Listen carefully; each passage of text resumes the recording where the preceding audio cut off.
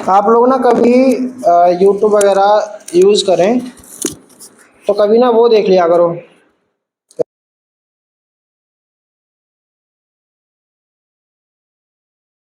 Motivation मिलता है, क्या कहते हैं उन्हें, अलग पॉइंट सर को देख के मोटिवेशन मिल जाता है। किसको देख के मोटिवेशन मिलता है? मोटिवेशनल वीडियोस देख के। उनको मत देखा करो। नहीं नहीं, लास्ट ईयर के टॉपर्स वगैरह के इंटरव्यू होते हैं ना, उनको जरूर सुन लिया करो एक दो बार कि उन्होंने क्या बताया है। अब जरूरी नहीं है कि उन्होंने जो बताया हो वो एकदम सत्य हो, या जो उन्होंने बताया है वही आपको फॉलो करना, ये कंपलसरी नहीं है। लेकिन हो सकता है कोई स्टूडेंट 10-11 बात 20 बात बता रहा है, तो कोई एक दो बात ऐसी हो जिसे तुम फॉलो इजीली कर सकते हो, तो उस बात को इजीली फॉलो कर लो, क्या ही दिक्कत है, समझे? तो उनके जरूर देखा करो कि उन्होंने क्या सुझाव दिए हैं कि किताब को कैसे पढ़ना है, कैसे नहीं पढ़ना है। एक तरीका चीज़ों को सीखने का ये है कि इंसान को खुद ठोकर लगे तो सीखता है। एक ये है कि बगल वाले को ठोकर लग जाए, उसको देख के सीख जाओ, ये ज़्यादा बेस्ट है। तो सामने वाले इंसान से राय लेने में या अड़ोसी पड़ोसियों से पूछने में जिन्होंने अभी 12th की हो, तो उनसे इस बारे में राय जरूर लें। आप अपनाएं या ना अपनाएं, उस चीज़ को फॉलो करें या ना करें, वो बात की बात है, लेकिन एक बार पूछें जरूर। जो आदमी असफल है ना, जो सफल नहीं हुआ है, असफल व्यक्ति के पास बैठने से या उससे बातें करने से आपको ये तो पता चल जाएगा कि इस तरह के अगर मैं काम करूंगा तो मैं भी असफल हो जाऊंगा। तो वो ये भी तो बताएगा कि ये मत करना, क्योंकि ऐसा करने से वो फेल हो गया है, उसके नंबर कम आए हैं। तो किसी के पास भी बैठो, लेकिन उससे कुछ ना कुछ सीखो जरूर कि वो क्या बता रहा है और क्या नहीं बता रहा है। स्टार्ट करते हैं फिर आज का लेक्चर। चलो ठीक है।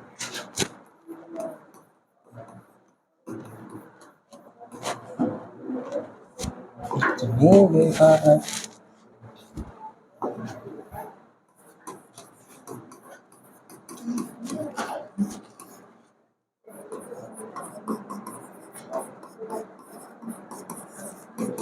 ये नई बुक है या पुरानी है? पुरानी लग रही है, इतनी मोटी बुक है। नई है, जिसने बिल्कुल नई खरीदी हो? नई है, नई। महक आ रही होगी इसमें से।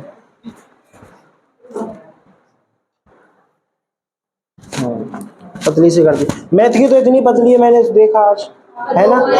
दो है, लगता ही नहीं उनको देख के कि ये मैथ की हो सकती है। यही तो है एनसीईआरटी, इसी को एनसीईआरटी कहते हैं। चलो अच्छा, सिर्फ 5 चैप्टर हैं पहली बुक में, ठीक है। Solution, electrochemistry, chemical kinetics, D and F block element, coordination compound. थोड़ा सा बता दिया जाता है, बता देता हूँ कि क्या है केमिस्ट्री और क्या नहीं है। तो जी, जो केमिस्ट्री है वो आपके 3 पार्ट्स में डिवाइडेड है। जैसा 11th में था सेम उसी के अकॉर्डिंग 12th में भी है। सिलेबस कट चुका है, तो क्या सिलेबस कटने से हमें फायदा हुआ है? कोई खास फायदा नहीं हुआ है, उल्टी मुसीबतें और बढ़ गई हैं। क्योंकि सिलेबस काटने का कोई जो लॉजिक है वो लॉजिक ही नहीं पता चल रहा कि सिलेबस कैसे काट दिया है। ऐसे टॉप 11th में से टॉपिक्स काट दिए हैं, 12th में दे दिए हैं। अब 11th में ही नहीं पढ़ा तो 12th में कैसे पढ़ लिया जाएगा? तो बिना किसी बात के टॉपिक्स काट दिए। तो केमिस्ट्री 3 टाइप की होती है, आप बहुत अच्छे तरीके से जानते होंगे। फिजिकल केमिस्ट्री, एक लगा देते हैं इनऑर्गेनिक, और एक लगा देते हैं ऑर्गेनिक केमिस्ट्री। तीनों केमिस्ट्रीज की अपनी अपनी खास बात है। तीनों का डर अलग अलग प्रकार का है बच्चों के अंदर। किसी को फिजिकल से डर लगता है, किसी को ऑर्गेनिक से, इनऑर्गेनिक से किसी को नहीं लगता। क्यों नहीं लगता? देखो, फिजिकल केमिस्ट्री से उन बच्चों को डर लगता है जिनके पास बायो होती है, जिनके पास मैथ नहीं होती। क्यों? क्योंकि ये वो केमिस्ट्री है इसमें आपको रिएक्शंस बहुत कम मिलेंगी, न्यूमेरिकल्स ज्यादा मिलेंगे, यानी फॉर्मूला बेस्ड केमिस्ट्री है। जैसे फिजिक्स में होता है ना, फॉर्मूला लगाओ क्वेश्चन सॉल्व करो, फॉर्मूला लगाओ क्वेश्चन सॉल्व करो। तो सेम फिजिकल केमिस्ट्री में होगा कि आपको फॉर्मूलेज की हेल्प से क्वेश्चन सॉल्व करने होंगे। तो इस केमिस्ट्री के अंदर आपको न्यूमेरिकल्स मिलेंगे। स्टार्टिंग के तीनों चैप्टर सॉल्यूशन, इलेक्ट्रोकेमिस्ट्री और केमिकल काइनेटिक्स, ये तीनों चैप्टर फिजिकल केमिस्ट्री के हैं। इसके बाद सबसे आसान केमिस्ट्री जो है वो है तुम्हारी inorganic chemistry. Inorganic chemistry totally reactions based है। आपने पीरियोडिक टेबल अगर आपको याद हो 11th क्लास में पढ़ी होगी हमने, पीरियोडिक टेबल वाला चैप्टर है ना एक, तो वो इनऑर्गेनिक केमिस्ट्री का है। इसी के ऊपर पूरी केमिस्ट्री बनी हुई है कि किस एलिमेंट की क्या प्रॉपर्टीज है, कोई एलिमेंट किससे मिलके एसिड कैसा बनेगा, बेस कैसा बनेगा, डाउन द ग्रुप जाएंगे तो क्या होगा, पीरियड में चलेंगे तो क्या होगा, ये सारी चीजें पढ़नी है इनऑर्गेनिक केमिस्ट्री के अंदर। और रिएक्शंस की भरमार है। इस केमिस्ट्री को, इनऑर्गेनिक केमिस्ट्री को एनसीईआरटी से पढ़ना है लाइन बाय लाइन। फिजिकल आप लाइन बाय लाइन पढ़ो मत पढ़ो, क्योंकि ये तो फिजिक्स की तरह है, फॉर्मूलेज आते हैं, कंसेप्ट आता है, आप क्वेश्चन सॉल्व कर दोगे, कोई दिक्कत नहीं आएगी।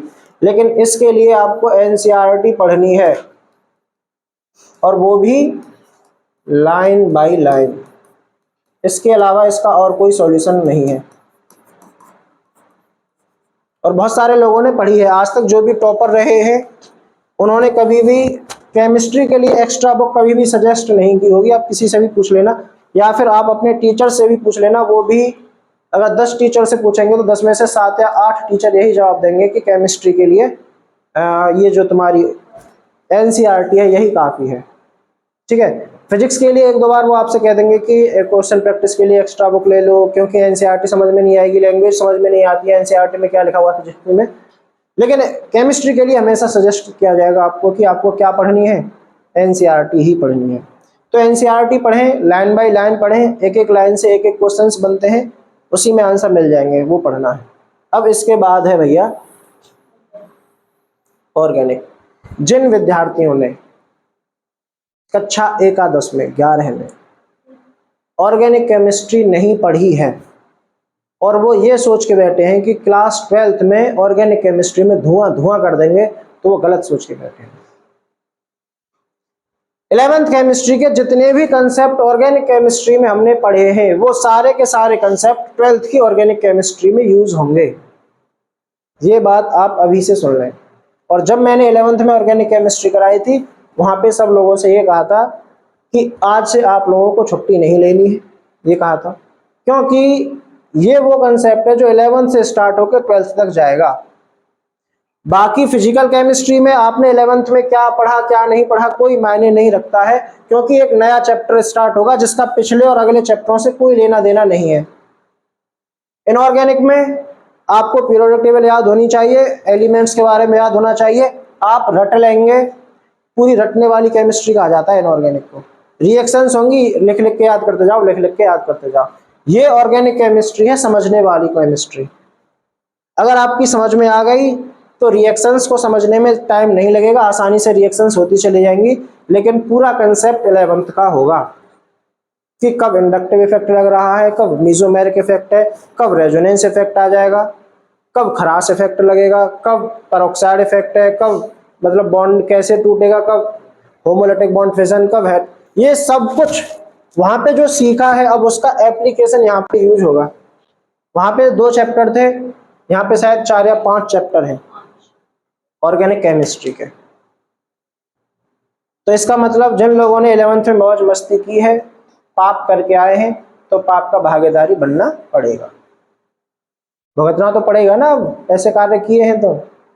ठीक है जी, तो आज हम बताइए कहाँ से स्टार्ट करें, फिजिकल से स्टार्ट करें या इनऑर्गेनिक या ऑर्गेनिक? फिजिकल से स्टार्ट करें, जो पहला चैप्टर है सॉल्यूशंस। ठीक है, बताओ सॉल्यूशन चैप्टर। हाँ, काम हो गया, बहुत बढ़िया है। चलो जाओ बेटा, ऊपर जाओ। चैप्टर का नाम है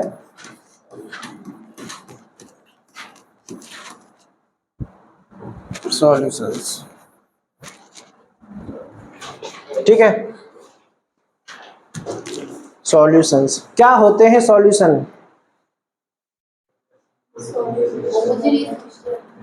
होमोजेनियस मिक्सचर, इन्होंने कहा होमोजेनियस मिक्सचर होते हैं।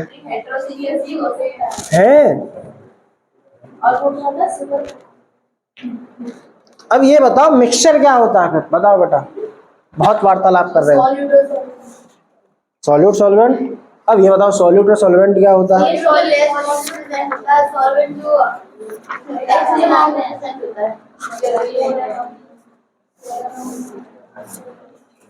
सॉल्यूशन वो होता है सॉल्यूट और सॉल्वेंट को मिला के जो गैप होता है उसको सॉल्यूशन कहते हैं। ठीक ठीक ठीक ठीक है। सॉल्यूशन होमोजेनियस मिक्सचर होता है, ये एनसीईआरटी की बाकायदा लाइन है। बाइनरी कहने का मतलब यह है कि जिसमें सिर्फ दो चीजें मिली हुई हो, एक सॉल्यूट होगा एक सॉल्वेंट होगा, ये दोनों आपस में मिलके होमोजेनियसली, मतलब होमोजेनियस कहने का मतलब है एक बार अगर वो दोनों मिल जाएं तो फिर आप ये नहीं बता सकते कि इसमें सॉल्यूट कहाँ है। भाई साहब निकाल के दिखाओ क्या सॉल्यूट था, पता नहीं चलेगा। ऐसे संपूर्ण पूर्ण तरीका से क्या हो जाएगा, वो डिसॉल्व हो जाएगा। और इसका बेहतरीन एग्जाम्पल होता है पानी के अंदर चीनी घोल देना। तो कल इस एक्सपेरिमेंट को करेंगे हम, सभी लोग 1-1 किलो चीनी लेके आए, सबको करके दिखाया जाएगा। पानी में खुद अपना खर्चा उठा रहा हूँ पानी के लिए। नहीं नहीं, आपसे गलती हो सकती है। पहले एक्सपेरिमेंट के नीचे लिखा होता है ना कि हाँ, एक्टिविटीज पे लिखा होता है कि बड़ों की निगरानी में की जानी चाहिए, प्रिकॉशंस के तौर। नहीं नहीं, उसमें ये भी तो दिखाना है कि टेम्परेचर बढ़ाने से क्या होगा क्या नहीं होगा। अरे देखो, अगर मैं अपना नुकसान करूं, अपनी चीजें खर्च करूं, तो आप लोग ध्यान से नहीं समझोगे। अगर खुद की चीजें लाओगे तो फुल कंसंट्रेशन के साथ, अरे हाँ हमारी चीज है, हमारी चीज यूज हो रही है, इसलिए एक किलो चीनी, ज्यादा नहीं, बस 42 रुपया, ये 42 रुपया किलो चीनी चल रही है। हट जाओ बेटा, कौन कौन कौन कौन वहां से आएगी। वो तो वो आ गया नोट वाले। ओके, किसने लगाया है? नोट वाला। हाँ, ये तो और ग्रीन वाला ग्रीन वाला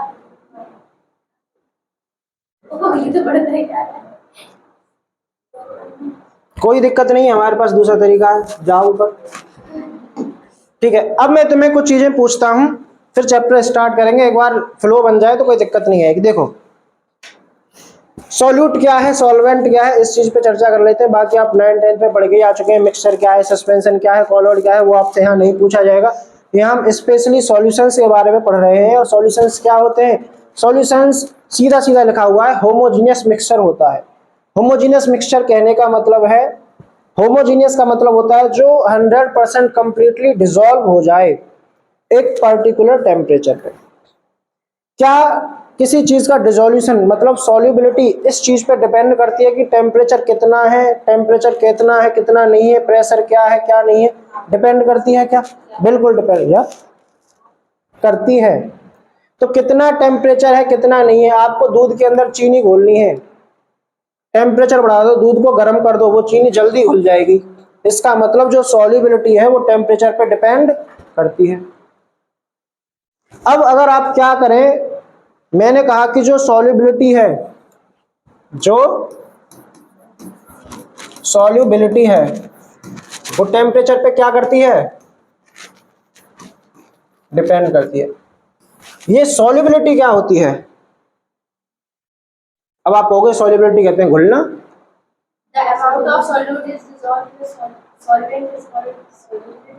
The maximum amount of solute that can be dissolved in a solvent at particular temperature, किसी पर्टिकुलर टेम्परेचर पर कितना ज्यादा से ज्यादा सॉल्यूट आप ऐड कर सकते हैं, मिला सकते हैं, उसी अमाउंट को क्या कहते हैं? सॉल्युबिलिटी कहते हैं। आपने एक गिलास पानी ले लिया, उसमें 1 चम्मच चीनी डाल दी, वो डिसॉल्व कर गई। आपने एक और चम्मच चीनी डाल दी, वो भी डिसॉल्व कर गई। आपने एक और चम्मच डाल दी, वो भी डिसॉल्व कर गई। अब आपने एक और चम्मच डाली, वो भी डिसॉल्व कर। जैसे ही अगली डाली वो डिसॉल्व नहीं करी, इसका मतलब उसकी जो सॉल्युबिलिटी है वो कितनी है, 4 चम्मच है। कि जब तक आपने 4 चम्मच चीनी डाली, टेम्परेचर के साथ छेड़छाड़ नहीं करनी है, टेम्परेचर कांस्टेंट रखना है। तो उसमें चीनी क्या होती जा रही है, डिसॉल्व होती जा रही है। तो वो मैक्सिमम अमाउंट किसका, सॉल्यूट का, अभी चर्चा करेंगे सॉल्यूट क्या है, जो किसी पर्टिकुलर टेम्परेचर पर सॉल्वेंट के अंदर क्या होता रहेगा, घुलता रहे। एक मैक्सिमम अमाउंट पे हम पहुंच जाएंगे, उसके बाद फिर चीनी घुलना बंद कर देगी। अगर हम चाहें कि वो चीनी और घुले तो क्या करना पड़ेगा हमको, उस पानी को हम गर्म करना स्टार्ट कर दें। जैसे ही पानी को गर्म करना स्टार्ट करेंगे उसकी सॉल्युबिलिटी बढ़ जाएगी, मतलब उसमें अब हम और ज्यादा चीनी मिला सकते हैं, चाशनी बन जाएगी। समझ में आई बात? तो सॉल्युबिलिटी एक पर्टिकुलर टेम्परेचर पे देखी जाती है और प्रेशर भी एक पर्टिकुलर रखा जाता है। ना तो प्रेशर चेंज होना चाहिए और ना ही टेम्परेचर चेंज होना चाहिए। सॉल्यूशन की चर्चा करें, सॉल्यूशन क्या था? सॉल्यूशन 2 चीजों से मिलकर बना है। बहुत सारे लोग कह रहे हैं कि एक तो होता है सॉल्यूट और एक होता है सॉल्वेंट। कैसे पता चलेगा कौन सॉल्वेंट है और कौन सॉल्यूट है?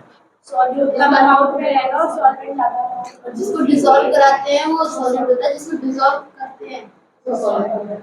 बहुत सुंदर आपने व्याख्या की है। सॉल्यूट, हमने शरबत बनाया, नहीं बनाया, पानी में चीनी घोल के, तो बताओ चीनी क्या है इन दोनों में से? सॉल्यूट है। और पानी क्या है? सॉल्वेंट है। ठीक है, तो सॉल्यूट और सॉल्वेंट पता करने का तरीका एक तो ये है कि जो शरबत बना, जो मीठा पानी बना है, उसकी फाइनल फिजिकल स्टेट क्या है? सॉलिड है। जो पानी बना है वो लिक्विड ही तो बनेगा, पीना है उसे। स्लाइस काट के देते हो क्या, ये लो मैं चीनी घोल के लाई, स्लाइस बन गया, पानी तो है। सॉल्यूट आपने चीनी ली, कुछ अंग्रेज है उनके लिए शुगर लिख देता हूं, और जो हिंदी वाले हैं पानी, और कुछ लोग पानी से वाटर कहते हैं। ठीक है, आपने शुगर और वाटर दोनों को मिलाया, यहां से बना आपका क्या, मीठा पानी, स्वीट वाटर। अब ये जो मीठा पानी है इसकी फिजिकल स्टेट बताना क्या है, लिक्विड है। कैसा है ये, लिक्विड। जो चीनी आपने घोली थी उसकी फिजिकल स्टेट, वाटर की, लिक्विड। वाटर कौन है, सॉल्वेंट की फिजिकल स्टेट, और सॉल्यूशन की फिजिकल स्टेट कैसी आ रही है, सेम। अब पता चला कि अगर आपसे पूछा जाए कि कौन सॉल्यूट है और कौन सॉल्वेंट है, तो एक तरीका यह है कि जो सॉल्यूशन की फिजिकल स्टेट होगी वही फिजिकल स्टेट किसकी रही होगी, सॉल्वेंट की रही होगी। एक तरीका यह है पता लगाने का। ठीक है, और दूसरा तरीका आपको पता ही है क्या, जो कम मात्रा में होगा वो सॉल्यूट होगा, जो ज्यादा मात्रा में होगा वो सॉल्वेंट होगा। अब एक टाइम ऐसा आया, बहुत से कलाकार होते हैं गुरु को गलत ठहराने की कोशिश करते हैं, चीनी ज्यादा हो जाए तो, चीनी डालते ही चले जाएं तो, एक कट्टा चीनी डाल दें तो चाशनी बन जाएगी। और चाशनी कैसी होती चली जाती है, सॉलिड फॉर्म की तरफ बढ़ना स्टार्ट कर देती है। कर देती है नहीं कर देती? उसको कुछ टाइम तक रख दिया जाए तो वो जम जाती है, यानी बिल्कुल सॉलिड फॉर्म जैसा बन जाती है। क्यों बनी वो सॉलिड फॉर्म जैसा? क्योंकि अब इंटरचेंज हो गए, अब सॉल्वेंट कौन हो गया है, चीनी, और चीनी कैसी है, सॉलिड फॉर्म की है। तो सॉलिड जो सॉल्यूशन है उसको भी अपनी फिजिकल स्टेट कैसी करनी होगी, सॉल्वेंट जैसी करनी होगी।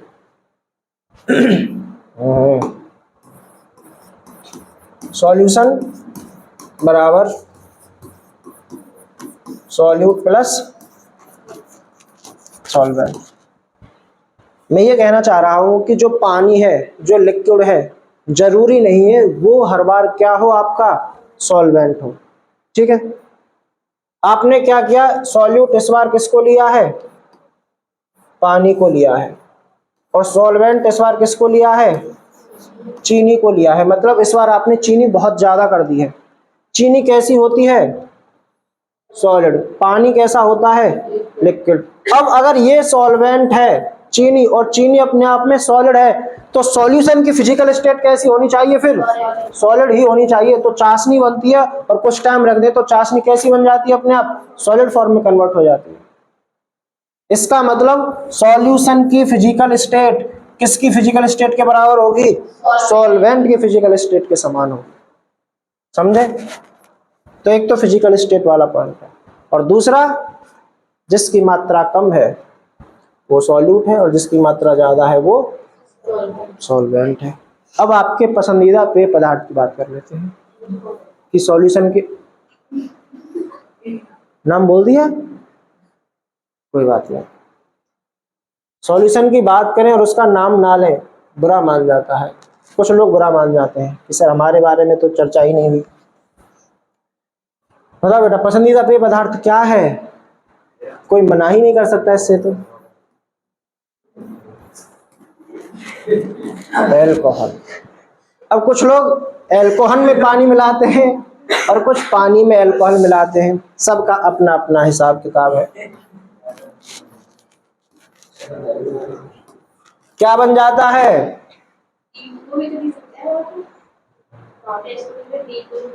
D2O, hard water, soda. D2 या D2O? हाँ हाँ मैं समझ गया, वो हार्ड वाटर होता है। हाँ लिख दो। एल्कोहल। अच्छा कौन सी वाली एल्कोहल पीते हैं आप? दो एल्कोहल है ना, आपको चांस देता हूं मैं, अपनी अपनी पहचान लेना। CH3OH, C2H5OH, ये है आपकी मीथेनॉल, और ये है आपका। कौन सी पसंद है बेटा? पहली या दूसरी? तुमको कौन सी पसंद? अरे झूठ मत बोलो, उस दिन झूमती हुई आ रही थी तुम रास्ते में। कौन सी है, पहली या दूसरी? अच्छा दूसरी वाली पसंद है तुमको, पहली पसंद है तुम्हें? ओहो, एक तो बतानी ही पड़ेगी। चलो ठीक है, पहली। पहली।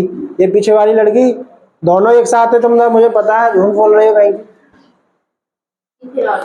नीचे वाली, दोनों ही? मैं नहीं बताऊंगी। दूसरी कोई सी दे दो।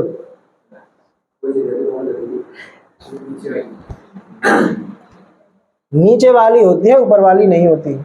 नीचे वाली है पक्की शराब, ऊपर वाली है कच्ची शराब। जहरीली शराब है ये, इसे मत पिया करो बेटा किसी दिन। तो हमें कोई एक्सपीरियंस चाहिए कि हम पीते नहीं। ठीक है, कच्ची शराब मत पिया करो। कच्ची शराब गवर्नमेंट ने जो बैन लगा रखे हैं ना, वो इसीलिए लगा रखे हैं कि हम लोगों को पता नहीं चलती कौन सी कच्ची है कौन सी पक्की है, तो लोग बना बना के बेचते हैं, तो वो कच्ची रह जाती है। और ये कच्ची शराब कैसी होती है? नुकसानदायक होती है। 10th क्लास में पढ़ा होगा तुमने, ये शराब नुकसानदायक आंखों। बिल्कुल ठीक है, तो इससे दूर रहें। हाँ, इसका सेवन करें घर वालों की निगरानी में। दवाइयों में होती है ये, ऐसे नहीं सेवन, मतलब उस टाइप से कहना चाह रहा हूँ मैं। हाँ हाँ, इसीलिए तुमको सिरप पसंद है ना, इसीलिए सिरप पसंद है तुम्हें। जैसे ही जुकाम खांसी हो जाता है, मम्मी सिरप ले आओ, तुरंत कह देती। मन से जुकाम खांसी कराती है लड़की। अब टॉपिक पे आए, तो ये मैं ये बताना चाह रहा हूँ कि मीथेनॉल का सेवन ना करें। ये कच्ची शराब है और ये पक्की शराब है, ये जहरीली होती है, आंखों की रोशनी जा सकती है, ठीक है ना। और अगर आप फिर भी नहीं माने तो आंख क्या, फिर आप भी जा सकते हैं, ठीक है। सैनिटाइजर में कौन सी डरता है? ना तो मैं सैनिटाइजर बना रहा हूं ना मैं डाय। चलो अब टॉपिक ये है कि एल्कोहल और पानी दोनों को मिला दिया जाए, ठीक है। एल्कोहल भी कैसा है? लिक्विड। पानी भी कैसा है? यहां से जो बन गया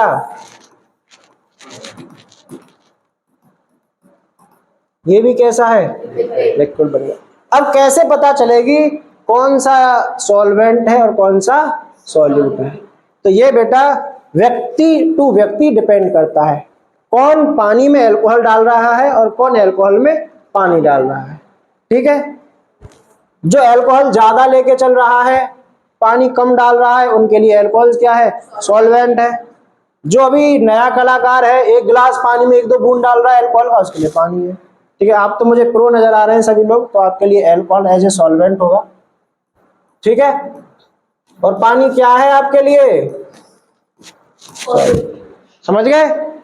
कोई दिक्कत तो नहीं है क्या? नीट, तो पानी भी नहीं, कोई नहीं, चलो समझ में आया? अरे बस बस, हाँ क्वेश्चन है, और पानी ना डालें नहीं तो फिर तो आप प्रो प्लस हुए ना, आंसर बताना, लेकिन क्या प्रो प्लस हो फिर वो सॉल्यूशन ही नहीं है, सॉल्यूशन कुछ तो चाहिए मिलाने के लिए। आइस वगैरह डाल लिया करो, अच्छा रहेगा। कोई नहीं, आइस वगैरह डाल लिया करो, कोई दिक्कत नहीं है ना। है नया टेस्ट आता है क्या? नशा बढ़ जाता है घट जाता है? प्रो यहाँ नहीं वहाँ है। दोनों तरफ प्रो की भरमार है, कोई बात नहीं। इतना समझ में आया? ठीक है, तो कुल मिला के अगर आप सॉल्वेंट और सॉल्यूट में अंतर क्रिएट करना चाहें तो सबसे पहला अंतर यह है कि सॉल्यूशन की फिजिकल स्टेट से हम ये पता लगा सकते हैं कि सॉल्वेंट कौन रहा होगा। सॉल्यूशन और सॉल्वेंट की फिजिकल स्टेट कैसी रही होगी, सेम रही होगी। तो सॉल्यूशन एंड सॉल्वेंट दोनों की क्या होती है, सेम फिजिकल स्टेट होती है, और सॉल्यूट की डिफरेंट होती है। एक तरीका तो ये है।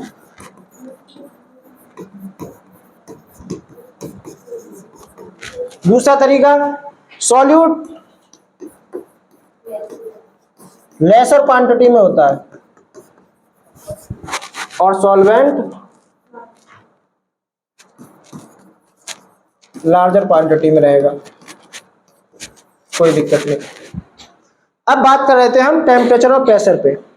हमने कहा कि एक पर्टिकुलर टेम्परेचर पे जितना अमाउंट सॉल्यूट का डिसॉल्व किया जा सकता है उसे सॉल्युबिलिटी कहते हैं, maximum amount.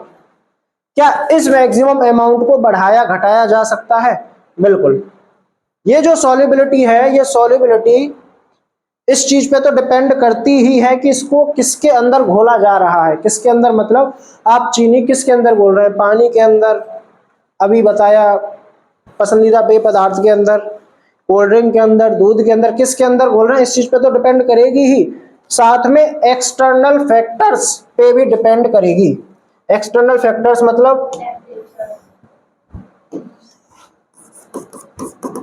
External factors, temperature and pressure, इस चीज पे भी क्या करेगी, डिपेंड करेगी। कैसे डिपेंड करेगी, अब चर्चा करते हैं। मैं आपसे पूछ रहा हूं, ये बताइए टेम्परेचर बढ़ाने से सॉल्युबिलिटी बढ़ेगी या घटेगी? अलग दोनों होता है, एक गैस में और एक कहाँ पढ़े हो 11th में? आग से। अरे वेरी गुड। रोड से भी दिखाया था आपने। सॉल्युबिलिटी टेम्परेचर के साथ साथ बढ़ती भी है और घटती भी है। डिपेंड करता है किसकी सॉल्युबिलिटी हम पूछना चाह रहे हैं।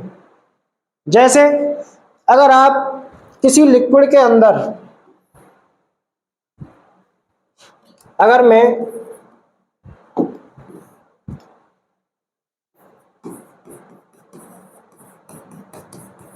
लिक्विड के अंदर किसकी बात करूं, सॉलिड की बात करूं, लिक्विड तुम्हारा एज ए सॉल्वेंट है और सॉलिड तुम्हारा एज ए सॉल्यूट है।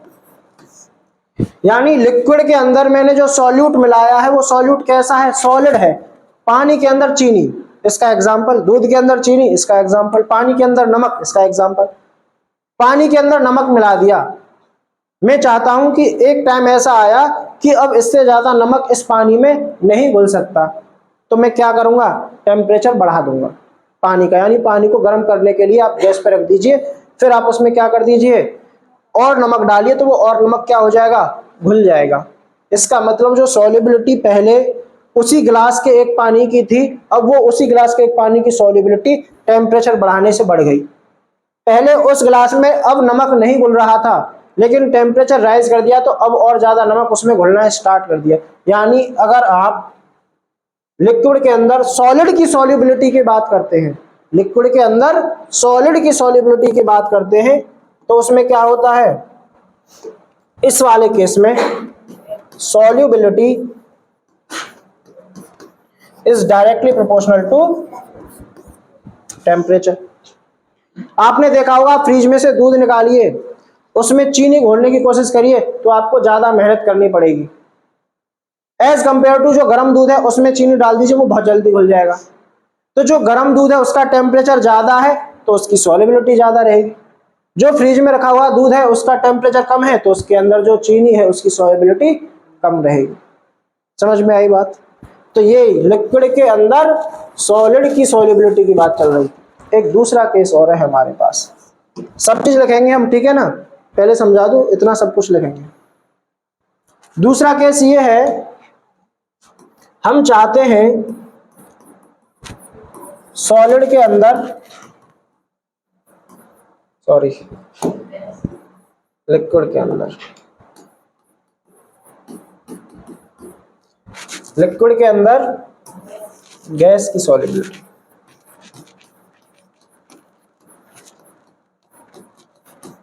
क्या कभी आपने लिक्विड के अंदर कोई गैस डिसॉल्व की है क्या? कोल्ड ड्रिंक है। अरे वाह, बोतल कहाँ है? तो कार्बन डाइऑक्साइड डाइसिस में 10th में ना बोतल, बोतल ना बोतल, तुम ही तो ले गई बात ना।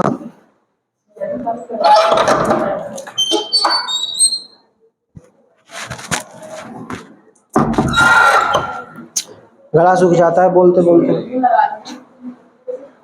वाह वाह वाह वाह, चरण कहाँ है? ही चरण स्पर्श है, आशीर्वाद तो देख। लिक्विड के अंदर गैस की सॉल्युबिलिटी, पेप्सी की बोतल देखी होगी, जैसे ही खोले एक संग बाहर को निकल के आ गए, उसका ऐसे कोई लेना देना नहीं है, उसका प्रेशर से लेना देना है। अब सुनो, लिक्विड के अंदर, अच्छा इसमें प्रेशर का मैंने बताया नहीं,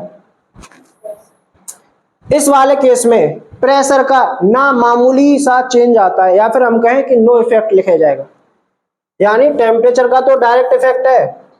आ जाओ वापस आ जाओ।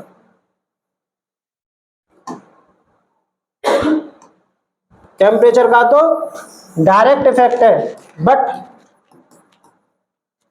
वेरी लेस या फिर नो इफेक्ट ऑफ प्रेशर। इस वाले केस में सॉलिड को लिक्विड के अंदर डिसॉल्व करने पे आप प्रेशर लगाएं या ना लगाएं, कोई खास इफेक्ट आपको नहीं दिखाई देगा, लेकिन टेम्परेचर का डायरेक्ट इफेक्ट आपको दिखाई दे जाएगा। अब इसकी बात करते हैं कि आपने लिक्विड के अंदर क्या डिसॉल्व कर दी है, गैस डिसॉल्व कर दी। तो जो कोल्ड ड्रिंक होती है उसके अंदर गैस होती है, CO2 gas, carbon dioxide gas है।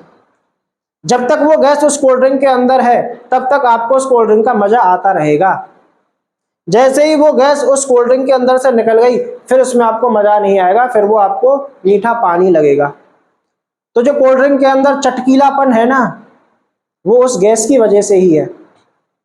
इसीलिए आपने सुना होगा कि ढक्कन बंद कर दे सबरी गैस निकल जा गई।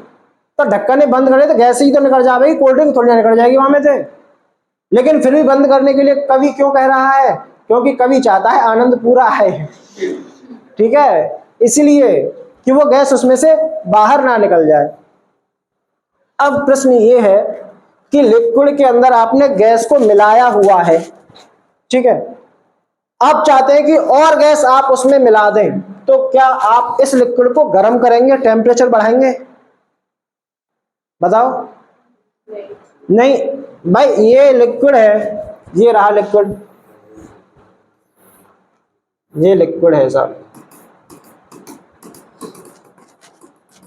ठीक है। आप इसके नीचे आग लगा दी, आग लिख देता हूं, ठीक है, ये आग लग रही है, तो आग की वजह से तो ये और ऊपर निकल निकल के भागेगी, जो गैस इसके अंदर डिसॉल्व है। हम तो चाहते हैं कि गैस और ज्यादा डिसॉल्व हो इसके अंदर, तो और ज्यादा डिसॉल्व कैसे होगी, आपको ये हीट हटानी पड़ेगी, आपको टेम्परेचर कम करना पड़ेगा, क्योंकि अगर आप टेम्परेचर बढ़ाएंगे तो गैस तो और निकल के भाग जाएगी ना। तो आपको क्या करना है, पानी का इंतजाम कर दो। तो आपको टेम्परेचर क्या करना है, कम करना है। इसीलिए कोल्ड ड्रिंक्स जो होती है वो कैसे ठंडे कंटेनर में रखी जाती है। क्या क्या समझाओ, अच्छा एनिमेशन, अच्छा अच्छा अच्छा, कल एनिमेशन से समझाऊंगा, कल बना लूंगा पीपीटी, पावर पॉइंट प्रेजेंटेशन, आज टाइम नहीं मिला। पूरा दिखेगा गूगल से, नहीं ऐसे नहीं कि गूगल पे सर्च करके दिखाऊंगा, नहीं, इसी स्लाइड पे पूरा कि कैसे क्या होता है क्या नहीं होता, उसकी आप चिंता ना करें, ठीक है। अब एक तो ये होगा कि आपको टेम्परेचर कम करना है, दूसरा प्रेशर जितना ज्यादा अप्लाई करोगे ऊपर से, गैस उतनी ही ज्यादा पानी के अंदर घुस जाएगी। क्या हो जाएगी, पानी के अंदर उतनी ही ज्यादा घुसेगी, उतनी ज्यादा घुसने का मतलब उतनी ही ज्यादा पानी के अंदर क्या कर जाएगी, डिसॉल्व कर जाएगी। तो इसीलिए हाई प्रेशर पे रखी जाती है वो बोतलें, उनके अंदर प्रेशर कैसा होता है, बहुत हाई होता है। तो हाई प्रेशर और लो टेम्परेचर, हाँ है, वही तो है, वही तो है, वही तो है, बस नाम ही नहीं लिया मैंने, बस नाम नहीं लिया। तो इसमें क्या होता है, हाई प्रेशर, जितना ज्यादा आप प्रेशर अप्लाई करेंगे गैस के ऊपर, गैस उतनी ही ज्यादा पानी के अंदर दबती हुई चली जाएगी, यानी उतनी ही ज्यादा उसकी सॉल्युबिलिटी बढ़ जाएगी। दूसरा, जितना टेम्परेचर लो रखेंगे गैस उतनी ही ज्यादा क्या हो जाएगी, डिसॉल्व होगी पानी के अंदर। क्यों, अगर आप टेम्परेचर बढ़ा देंगे तो काइनेटिक एनर्जी इतनी ज्यादा हो जाएगी, गैस बाहर निकलना स्टार्ट कर देगी, और बाहर निकलने का मतलब वो डिसॉल्व नहीं हो रही है। लेकिन हम तो डिसॉल्व करना चाहते हैं, हम तो सॉल्युबिलिटी बढ़ाना चाहते हैं गैस की, तो गैस की सॉल्युबिलिटी बढ़ाने के लिए हमको क्या करना होगा, हाई प्रेशर और लो टेम्परेचर रखना होगा।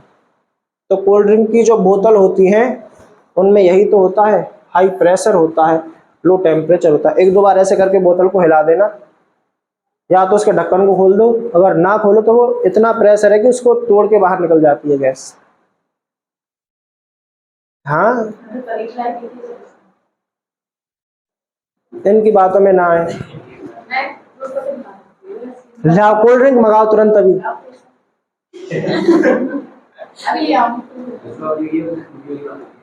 पीऊंगा सिर्फ मैं, पिएगा तो कोई नहीं, उसको हिला के दिखाना।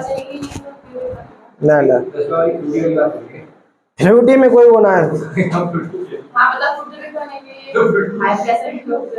फ्रूटी में है, लेकिन फ्रूटी में प्रेशर इतना ज्यादा नहीं है, उसमें CO2 गैस ज्यादा नहीं है ना, उसमें इतना ज्यादा चटकीलापन है ही नहीं उसमें, वो तो बनाया ही मीठा पानी गया है। और उसमें कार्बोनिक एसिड तो नहीं होता है, उसमें ज्यादा होता है। हाँ, जो ब्लैक कलर वाली और वैसी जो आती है बिल्कुल देखने में पानी वाली, ठीक है। खास बात यह है कि अब इसका नाम स्प्राइट वगैरह रख दिए हैं, लेकिन स्प्राइट पेप्सी की ही कंपनी है। पेप्सी जो ब्लैक कलर की आती है, स्टार्टिंग में जब आई थी बहुत बिकती थी, ठीक है, लेकिन फिर कुछ लोगों ने पेप्सी को खरीदना बंद कर दिया क्योंकि इसका कलर था ब्लैक। तो लोग, अरे यार ये तो ब्लैक कलर है, ब्लैक कलर है, नहीं, फिर इनकी बिक्री कम हो गई।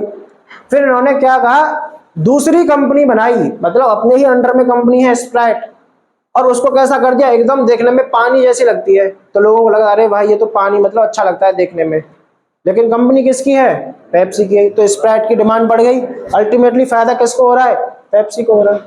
जैसे पार्ले जी जो कंपनी है, पार्ले वाली, वो उसने कई तरीके के बिस्कुट चला दिए। पार्ले जी का सिर्फ एक ही बिस्कुट नहीं है, टॉफियां आती हैं बहुत तरीके की कंपनियों की।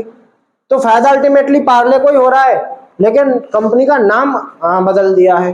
तो यही चीजें अपनाई जाती हैं। तो ये चीज समझ में आई, high pressure and low temperature ऐसे लिखना है। नहीं, अब लिखवाऊंगा notes. Solubility is directly proportional to high pressure and, चलो इनवर्स लिख दे। टेम्परेचर ज़्यादा होगा तो ये होगा। अभी लिखाते हैं नोट्स कि कौन सा क्या होता है क्या नहीं होता। इतना समझ में आया या नहीं आया ये बताओ।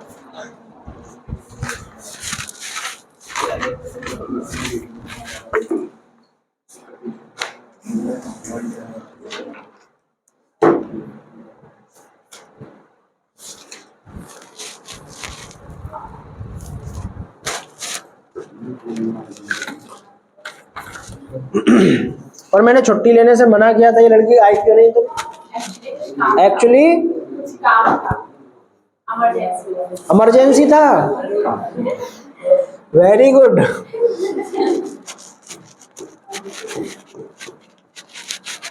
इमरजेंसी हमारे एजेंसी कहते थे। गुड, कोई बात नहीं। पानी, ठीक है ठीक है, कोई नहीं। ऐसी इमरजेंसी हो जाए तो छुट्टियां ले लिया करो, हमारी तरफ से कोई रोक टोक नहीं है। और किसी को तो नहीं है इमरजेंसी?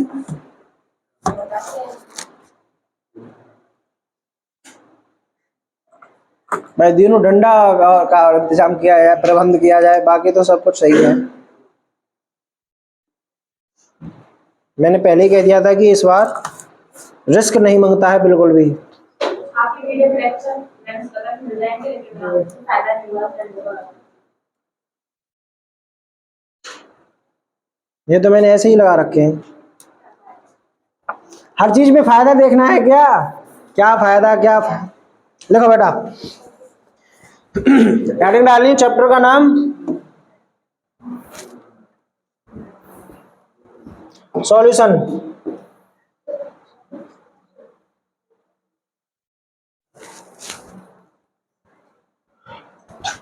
लिखो solutions are,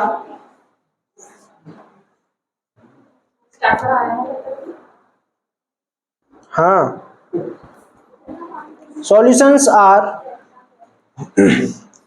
homogeneous mixture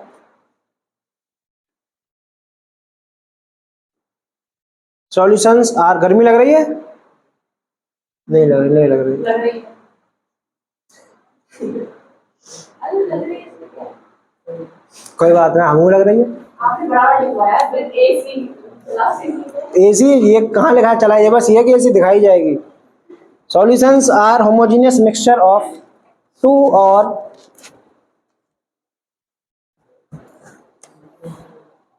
more than two components.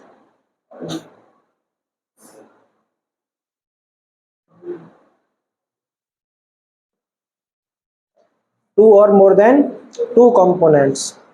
Homogeneous का मतलब क्या है? लिखो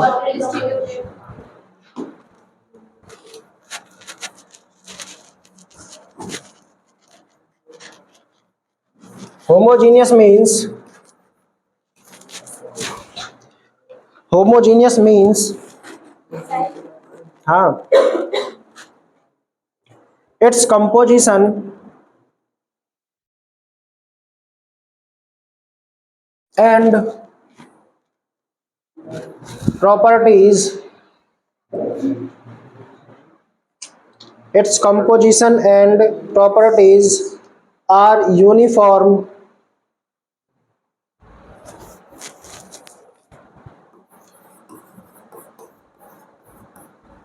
composition and properties are uniform throughout the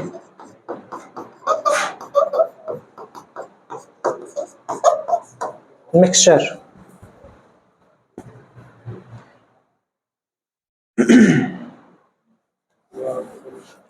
composition और प्रॉपर्टीज, और तुम्हारी फ्रेंड कैसी है एकता? ना ना ना ना ना ना, गलत सवाल पूछ। अरे नहीं नहीं, बस तुम्हारी फ्रेंड नहीं है सब? ये तो श्री योगा की है ना? मेरी फ्रेंड है, ये मेरी फ्रेंड है, और तो वही जानते कि नहीं जानते हो सकते। एकता को जानते हो तुम लोग? हाँ, वो मैं मैसेज में अच्छा, तुम्हारी मम्मी आई थी क्या उस दिन? नहीं। कल ही आई था। अच्छा, कल तुम्हारी मम्मी आई थी। नाम बताया था आपको? हाँ, शिवांगी नाम है उनका, उसका नाम है। ठीक है, आ जाओ, चलो सबका नाम। और तुम्हारा नाम? गोविंद, ऋषभ, सन्नी देवल, कुछ। ठीक है। हाँ, अब बात करते हैं कंपोजिशन एंड प्रॉपर्टीज। कंपोजिशन का मतलब क्या है? जैसे आपने गिलास भर के मीठा पानी बनाया और उस पानी में चीनी आपने घोल दी और आपने बहुत अच्छे तरीके से चीनी घोली है। अब ये नहीं है कि इस तरफ से पानी निकाला जाए, इस तरफ से निकाला जाए और इस तरफ से निकाला जाए। 1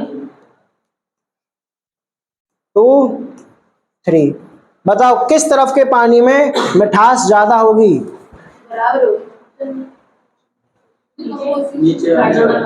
तीसरे नंबर वाले में? यस, तीसरे नंबर के में मिठास ज्यादा नहीं होगी, तीनों में ही मिठास सेम होगी। इसी को क्या कहते हैं? यूनिफॉर्म कंपोजिशन कहते हैं, होमोजीनियस मिक्सचर कहते हैं।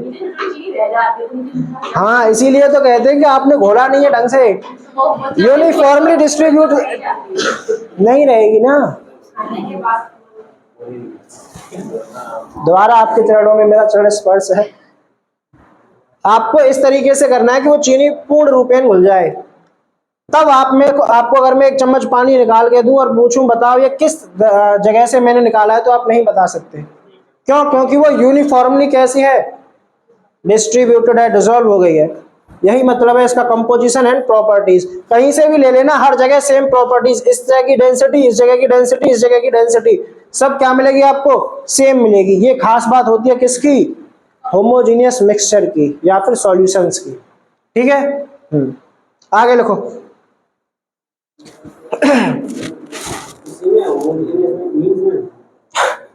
होमोजेनियस मींस लिखा तो दिया। Homogeneous means composition and properties are uniform throughout the mixture. ये खत्म हुआ। अब इसके बारे में लिखना है,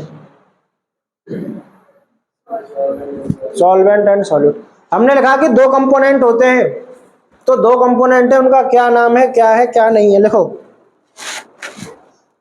जनरली, सामान्य तौर पर, generally the component that is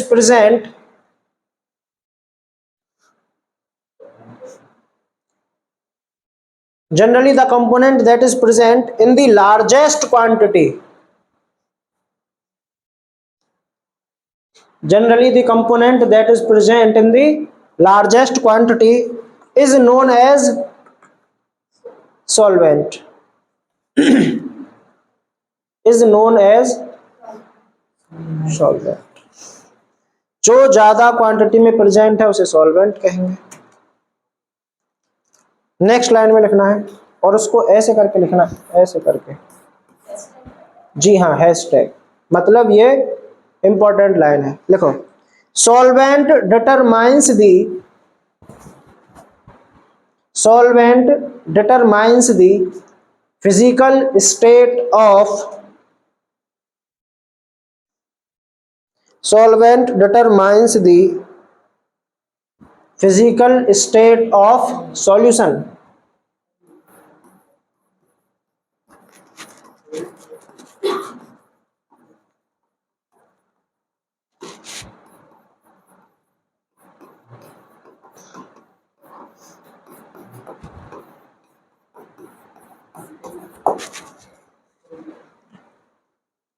solvent determines the physical state of solution, बताया था।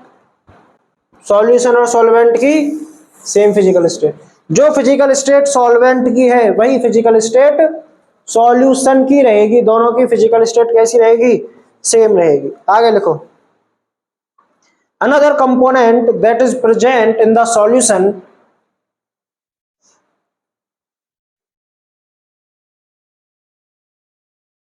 another component that is present in the solution other than solvent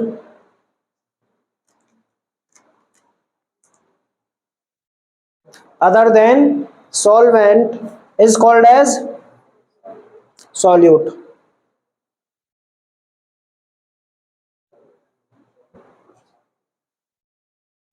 next line में लिखो solute present in lesser amount.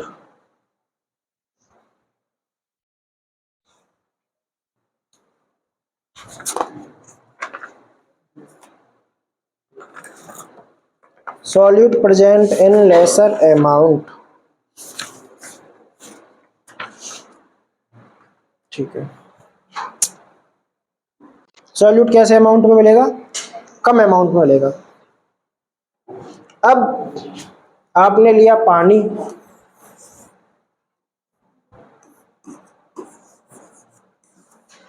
आपने इसके अंदर डाल दिया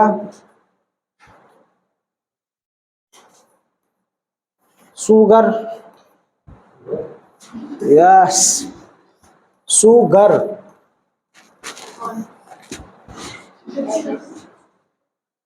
चीनी. ओके उसको भी देख लीजिए CC ओके, NaCl भी डाल दिया, यानी पानी के अंदर चीनी भी है और नमक भी है. इसमें एक सॉल्वेंट है और दो सॉल्यूट हैं, तो क्या इसे बाइनरी सॉल्यूशन कहा जाएगा? नहीं, इसे टर्सरी कहा जाएगा. हाँ, टर्नरी या NaR भाई, या फिर क्वार्टरनरी, चार हो जाए तो ठीक है. हमको सिर्फ पढ़ना कौन सा है? बाइनरी पढ़ना है. बाइनरी पढ़ने का मतलब एक सॉल्वेंट होगा और एक सॉल्यूट होगा. सॉल्यूट एक से ज्यादा नहीं होने चाहिए. हो नहीं सकते क्या? हो सकते हैं, लेकिन होने नहीं चाहिए. हमको जो इस चैप्टर में पढ़ना है, तो मैंने ये आपको इसलिए दिखाया है कि बाइनरी सॉल्यूशन से ये मत समझना कि हमेशा सिर्फ बाइनरी सॉल्यूशन ही होते होंगे, कि एक सॉल्वेंट होगा, एक सॉल्वेंट होगा, सिर्फ एक ही सॉल्यूट होगा. नहीं, सॉल्यूट बहुत सारे हो सकते हैं उसके अंदर. शिकंजी, मीठा पानी जो बनाते हैं आप, उसमें बहुत सारी चीजें डाली जाती हैं. पानी, नींबू, काला नमक, चीनी, और अपने अपने स्वाद के हिसाब से आप जो भी डालते हैं, तो वो सब क्या है? सॉल्यूट है. पानी क्या है? सॉल्वेंट है. तो बहुत सारी चीजें डाली जा सकती है, सॉल्यूशन बनाया जा सकता है, लेकिन वो सॉल्यूशन फिर बाइनरी सॉल्यूशन नहीं कहलाएगा. हमको जो चर्चा करनी है, वो चर्चा करनी है सिर्फ और सिर्फ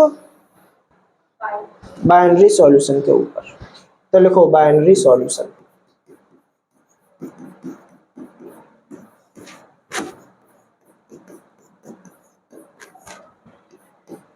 क्या होता है बाइनरी सॉल्यूशन? जिसमें एक सॉल्वेंट और एक सॉल्यूट हो. Solution containing only one type of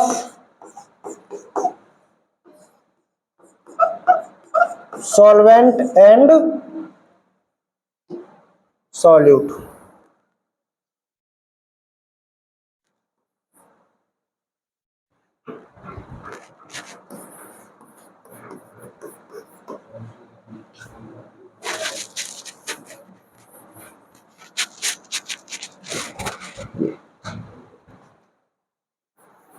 binary solution बराबर वन सॉल्यूट प्लस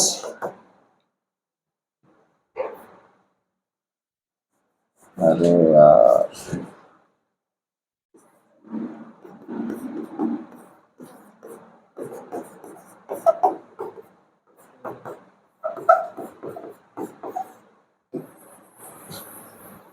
ये इससे ज्यादा हो सकते हैं, लेकिन हमको पढ़ना नहीं है. पढ़ना क्यों नहीं है? क्योंकि फिर दिक्कतें क्रिएट हो जाएंगी कि किसकी प्रॉपर्टी पढ़ें, किसका मोल फ्रैक्शन निकालें, किसकी मोलरिटी निकालें. आगे ये भी तो पढ़ना है. कंसंट्रेशन टर्म्स सुना है नाम? 11th क्लास का फर्स्ट चैप्टर मोल कंसेप्ट का एंडिंग में जो कुछ चीजें दे रखी हैं कि मोलरिटी कैसे निकाली जाएगी, मोलैलिटी कैसे निकाली जाएगी, ये सब. तो उन सब चीजों की जरूरत अब यहाँ पे पड़ेगी हमको.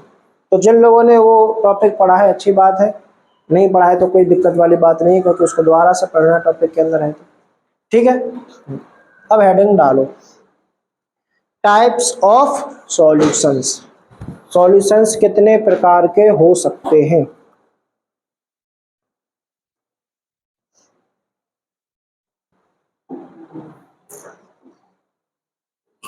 ओके,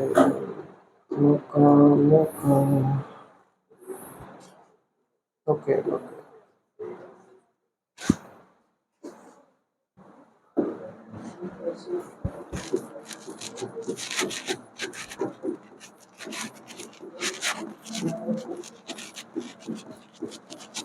बताओ कितने टाइप के सॉल्यूशंस हो सकते हैं? 3। कौन कौन से? हो ये पढ़ाया वो समझ में आप ना सुपर सैचुरेटेड, तो उसपे एक पूरा पूरा लेक्चर बता दिया, लेकिन समझ में आया फिर क्या है सुपर सैचुरेटेड, बताओ। एक सैचुरेटेड कंपाउंड होता है, इसको अगर हीट करके कितना ज्यादा हीटिंग ज्यादा कर सकते हैं वो सुपर सैचुरेटेड हो जाता है। तो जितनी ज्यादा, जैसे कि सुपर सॉल्यूशन है वो सैचुरेटेड हो चुका है और उसने टेम्परेचर बढ़ा दिया इसका, तो फिर जितनी ज्यादा हम उसको चीनी जितनी ज्यादा कर सकते हैं फिर वो क्या कभी हम सुपर सैचुरेशन पे पहुंच सकते हैं? कब पहुंचेंगे? सुपर सैचुरेशन पे पहुंचना इम्पॉसिबल, बोले तो इम्पॉसिबल। आप टेम्परेचर बढ़ाते चले जाओ, सपोज करो पहले टेम्परेचर है 20 डिग्री सेल्सियस है, ठीक है, इस टाइम पे आपने पानी के अंदर चीनी घोली, वो सपोज करो 2 स्पून 2 चम्मच चीनी घुल गई, अब इससे ज्यादा चीनी नहीं घुल रही, तो 20 डिग्री सेल्सियस के लिए 2 चम्मच चीनी सैचुरेशन कहलाएगी, ठीक है। अब आप चाहते हैं कि आप इसका सैचुरेशन लेवल बढ़ा दें, तो आप 20 की जगह क्या कर दो, 30 कर दो। तो जैसे ही 30 करोगे इसमें और ज्यादा चीनी आ जाएगी। यानी हर टेम्परेचर का सैचुरेशन लेवल क्या होता है, अलग अलग होता है। तो सैचुरेटेड अनसैचुरेटेड इस पे हम चर्चा नहीं करेंगे, आप लोग जानते हैं सैचुरेटेड का मतलब ये कि जिसमें और अभी कमी रह गई हो कि हम और ज्यादा सॉल्यूट ऐड कर सकते हैं। सैचुरेशन का मतलब उस टेम्परेचर पे और सॉल्यूट उसमें ऐड नहीं किया जा सकता। हम बात करेंगे टाइप्स ऑफ सॉल्यूशंस की, और ये होते हैं, very good, solid liquid gas are the types of solutions. कह रहे थे लिक्विड सॉल्यूशन और गैसियस सॉल्यूशन सॉलिड। देखो, अगर मैं एक बार इधर लिखूं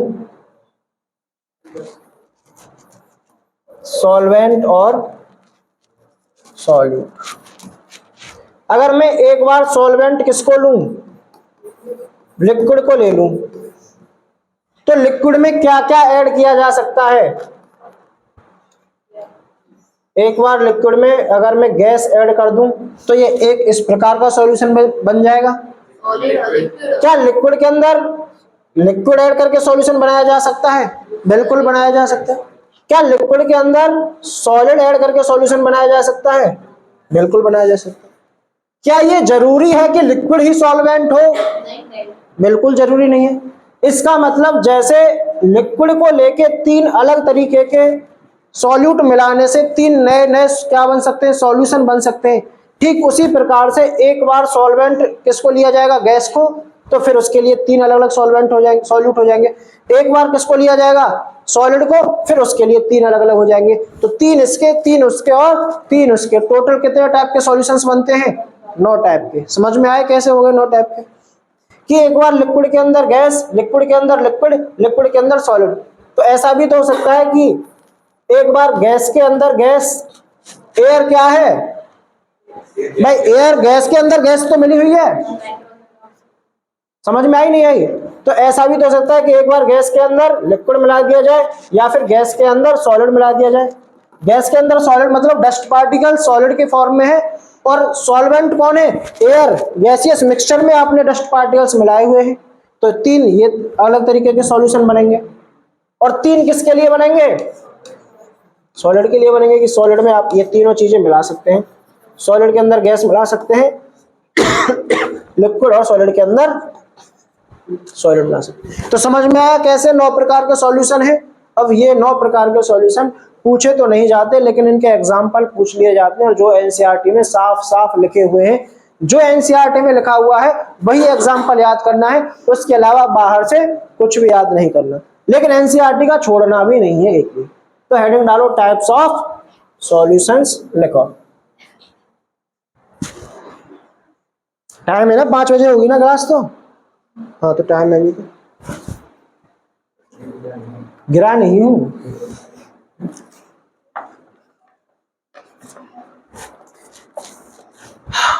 लिखो भैया, on the basis of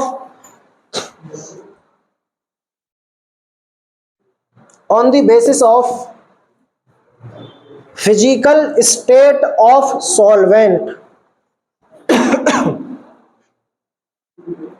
on the basis of physical state of solvent, there are 9 different types of solutions. Solvent की फिजिकल स्टेट पे डिपेंड करेंगे। अच्छा, इसमें सॉल्वेंट लिक्विड टाइप का है तो जो सॉल्यूशन बना होगा उसकी फिजिकल स्टेट क्या रही होगी? लिक्विड रही होगी। इसमें सॉल्वेंट गैसियस है तो जो सॉल्यूशन बना होगा यानी जो फाइनल रिजल्ट हमको मिला होगा वो कैसा मिला होगा? गैस की फॉर्म का मिला होगा। इसमें सॉलिड है तो जो फाइनल रिजल्ट बनेगा, जो सॉल्यूशन बन के तैयार होगा वो कैसा बनेगा? सॉलिड बनेगा। तो यानी आपका सॉल्वेंट किस टाइप का है इसके बेसिस पे क्लियर कर दो डाउन से। ठीक है जी, अब फर्स्ट लिखो। लिखना कैसे है वही एनसीईआरटी में दिया हुआ है। ये गर्मी लग रही है। कौन है? आए तो तुम हवाले। थोड़ा सा बाहर हो तो सही लगेगा।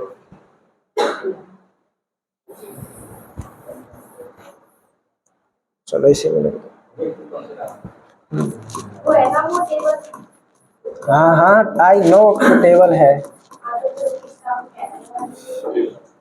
चलो टेबल बना दो।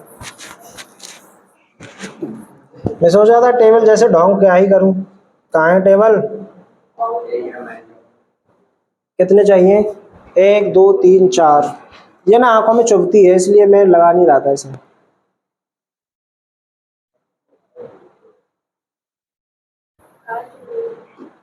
चुभ रही है? नहीं चुभ रही? तो यहाँ लिखना है आपको, तो ये लिख रहा है पहले में आपको लिखना। अरे यार दिख नहीं रहा होगा ये कलर, नहीं दिख रहा ना? Types of okay solution.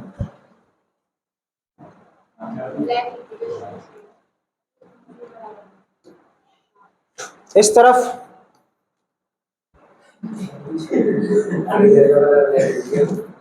Solvent, इस तरफ सॉल्यूट और इस तरफ एग्जाम्पल।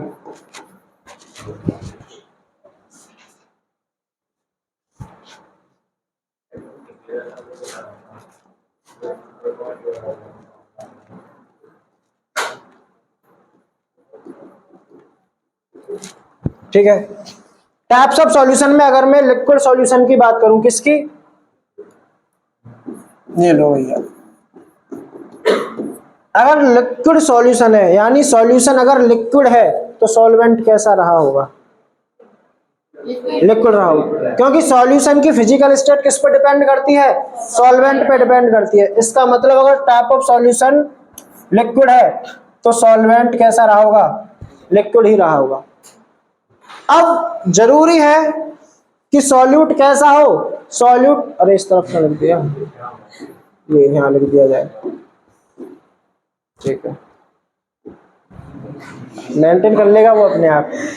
ठीक है, अब सॉल्यूट कैसा होना चाहिए? सॉल्यूट तो तीनों टाइप का हो सकता है। आप इसके अंदर या तो सॉलिड मिला सकते हैं या लिक्विड मिला सकते हैं या फिर गैस मिला सकते हैं। अब आपको इनके एग्जाम्पल लिखने हैं कि वो एग्जाम्पल लिखो जहां लिक्विड के अंदर सॉलिड सॉल्यूट हो। अभी लिख दो, इसी पे चर्चा चल रही थी तब से लिखते चलो।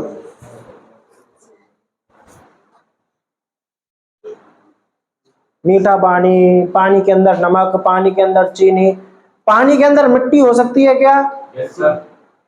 नहीं हो सकती, वो हेट्रोजीनियस मिक्सचर है, होमोजीनियस है ही नहीं, तो वो सॉल्यूशन ही। गुड। जैसे दिमाग के अंदर कीड़ा हो सकता है, तुमको नहीं पता? हाँ, लिख लो इसका एग्जांपल लिख लो। Salt dissolve in water, sugar dissolve in water, glucose dissolve in water, कुछ भी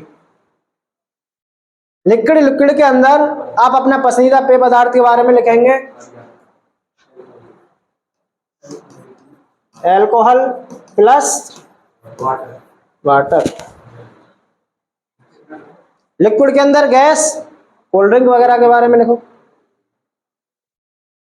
या फिर मछली जल की रानी है। क्यों है रानी? क्योंकि वो पानी के अंदर डिसॉल्व ऑक्सीजन को ले लेती है। तो इसका मतलब है पानी के अंदर ऑक्सीजन डिसॉल्व है, और ऑक्सीजन क्या है? गैस है। पानी क्या है? लिक्विड है। तो यानी oxygen is dissolve in water. या फिर कोल्ड ड्रिंक वगैरह का एग्जांपल भी इन्हीं कैटेगरी का है। तो कोई दिक्कत है क्या? अरे बस अब मैं इसको हटा ही देता हूँ, इसमें मजा नहीं आता। ठीक है, अब अगला लिक्विड सॉल्यूशन समझ में आया। अगला सॉल्यूशन लिखो। टाइप ऑफ सॉल्यूशन में अगर हमारा सॉल्यूशन सॉलिड है, ये टाइप ऑफ सॉल्यूशन है, तो सॉल्वेंट भी कैसा रहा होगा? सॉलिड ही रहा होगा। अब सॉल्यूट 3 अलग अलग तरीके का हो सकता है, या तो लिक्विड हो सकता है, या सॉलिड हो सकता है, या गैस हो सकता है। अब इन तीनों के एग्जाम्पल जो सिर्फ और सिर्फ एनसीईआरटी में गिवन है वही लिखने हैं। लिखो, सॉलिड के अंदर लिक्विड क्या होगा? है जी, बहुत बढ़िया, इनाम देने का मन कर रहा है, इनाम दे। सॉलिड के अंदर लिक्विड डिसॉल्व करना है। आप लिक्विड के अंदर सॉलिड डिसॉल्व कर रहे हैं, फाइनल रिजल्ट सॉलिड आना चाहिए। आप पानी में चीनी डालेंगे तो क्या आएगा? पानी तो बनेगा।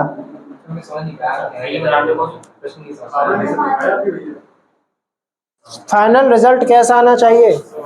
क्योंकि टाइप ऑफ सॉल्यूशन सॉलिड है, तो ये है तुम्हारा, हाँ, एक्सेस अमाउंट हो तो बात बन सकती है। ये है टाइप ऑफ सॉल्यूशन, ये है आपका सॉल्वेंट, और ये है आपके सॉल्वेंट। तो इसका एग्जांपल लिखो। अमलगम, जी हाँ, अमलगम लिखो। मरकरी कैसा होता है? लिक्विड होता है, और सोडियम सॉलिड होता है। फाइनल जो बनता है वो सॉलिड बनता है। तो सोडियम के अंदर आप मरकरी मिला रहे हैं। मरकरी कैसा है? लिक्विड है। सोडियम कैसा है? सॉलिड है। और जो अमलगम बनेगा वो सॉलिड बनेगा। हाँ लिखो, amalgam of mercury with sodium. Mercury किसी के साथ मिला दें तो उसे अमलगम कहते हैं। Amalgam of mercury with sodium.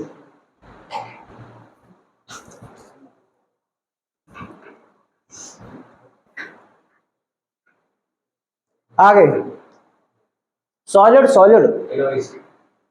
Alloy सुना होगा। एलॉय जो बनाए जाते हैं, अब जैसे आप जो सोना खरीद के लाते हैं उसके अंदर सोना ना बहुत ज्यादा वैसा होता है, सॉफ्ट बहुत ज्यादा होता है। उसको हार्ड बनाने के लिए उसके अंदर कॉपर वगैरह ऐड किए जाते हैं। तो कॉपर विद गोल्ड लिख दो ऐसे करके। तो दोनों ही सॉलिड हैं, गोल्ड भी सॉलिड, कॉपर भी सॉलिड, दोनों को मिला दिया, फाइनल रिजल्ट जो बना वो बना सॉलिड। ठीक है, लिखो। सर हेलो, या अच्छा उस गोवर्धन चौराहे की तरफ से आ रहे हो तो ग्रैंड से आगे आ गए। चौहान हॉस्पिटल है क्या कोई?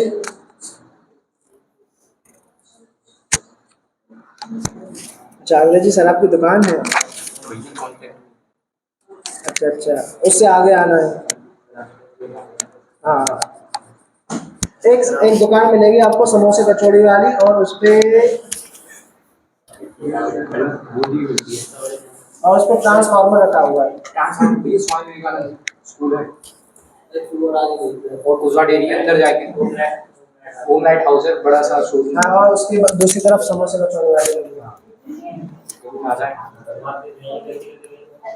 हाँ, उससे आगे वाली लगी है, उससे आगे। अब तो चलते चलो, आपको अपना मिल जाएगा। थोड़ा सा चलते चलो, अब आपको जो मैंने बताया वो सब कुछ मिल जाएगा। ट्रांसफार्मर और वो समोसे का चौड़ी वाली। तो उसी में एंटर ही आप ले लें। हाँ हाँ, नहीं इसलिए मैं आपको मिल जाऊंगा, उधर आप आ जाओ। अंदर आते हैं, ठीक है। ये पकड़ लो।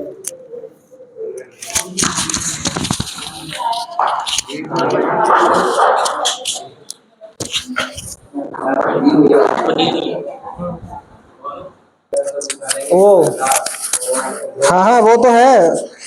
सोने के अंदर कॉपर वगैरह ऐड कर दिया जाता है, तो इसका एग्जाम सॉलिड और गैस। सॉल्यूशन ऑफ, पहले ना इसमें एक चैप्टर हुआ करता था, अब तो हटा दिया है। नहीं, पुरानी बुक में एक चैप्टर होगा केमिकल काइनेटिक्स के बाद बताना कौन सा है। सरफेस नाम से है कुछ, सरफेस केमिस्ट्री। सरफेस केमिस्ट्री नाम का चैप्टर था, उसमें था एक फिनोमेना होता है एडजॉर्प्शन। एब्जॉर्प्शन तो सुना है आपने, सुना होगा, एब्जॉर्ब कर लेना, ठीक है। एक होता है एडजॉर्प्शन। तो ये एडजॉर्प्शन जो होता है वो क्या होता है, ये जो एब्जॉर्प्शन है वो तो बल्क फिनोमेना है, पूरा अंदर तक एब्जॉर्ब हो जाता है। ये सिर्फ आउटर जो सरफेस है उसी पे रह जाएगा। तो इसका जो एग्जाम्पल है सॉलिड गैस वाला वो यही है जो आपने बोला कि जो हाइड्रोजन गैस है वो पैलेडियम के ऊपर क्या हो जाती है, सरफेस पे आ जाती है। तो इसका एग्जाम्पल लिख लो, solution of hydrogen in palladium. ये है 12th, solution of hydrogen in palladium.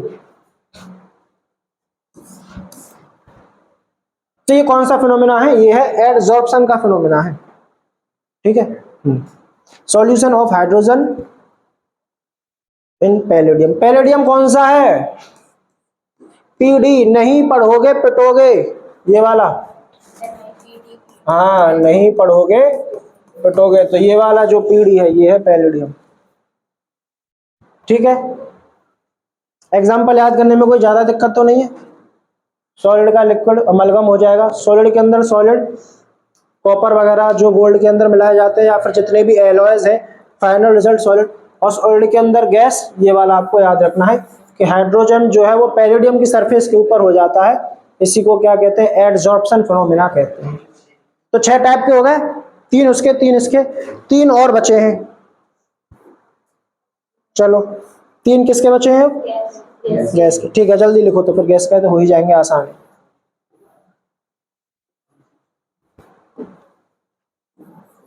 Type of solution में गैसियस सॉल्यूशन, सॉल्वेंट कौन रहेगा, गैस। सॉल्यूट का क्या रहेगा, चलो लिक्विड, गैस और सॉलिड, कैसे भी लिख लो,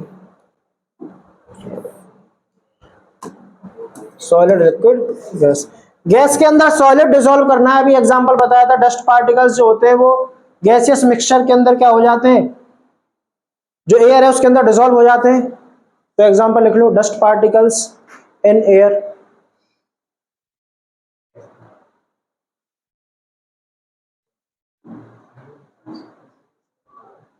और इसमें जो एग्जांपल दिया हुआ वो लिखा हुआ है एनसीआर। आप एक्स्ट्रा याद कर ले वो गलत बात नहीं है, लेकिन एनसीईआरटी के छोड़ दे तो गलत बात है। तो इसका एग्जांपल लिख लो, कैम्फर इन नाइट्रोजन गैस, जो एनसीईआरटी में लिखा हुआ है। हाँ, पहला वाला इसके अंदर, लिक्विड में नहीं, इसमें सॉलिड वाले में, कैम्फर इन नाइट्रोजन गैस।